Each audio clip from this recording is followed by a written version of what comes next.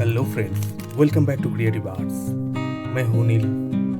आज मैं जो ड्राइंग करने जा रहा हूँ उसके लिए यूज़ करूँगा स्केच पेन। ये स्केच पेन मैं बाज़ार से खरीदा था 10 रुपये में। पहली बार कर रहा हूँ, पता नहीं कैसा होगा। कोशिश करूँगा अच्छा करने के लिए। प्लीज़ वीडियो को पूरा देखना, अगर अच्छा लगे तो लाइक करें और सब्सक्राइब करना मेरा चैनल को। इसमें 12 कलर हैं, 1 2 3 4 5 6 7 8 9 10 11 12, पूरा 12 कलर है। पहले ये कलर से कभी नहीं किया, देखते हैं कैसा होता है।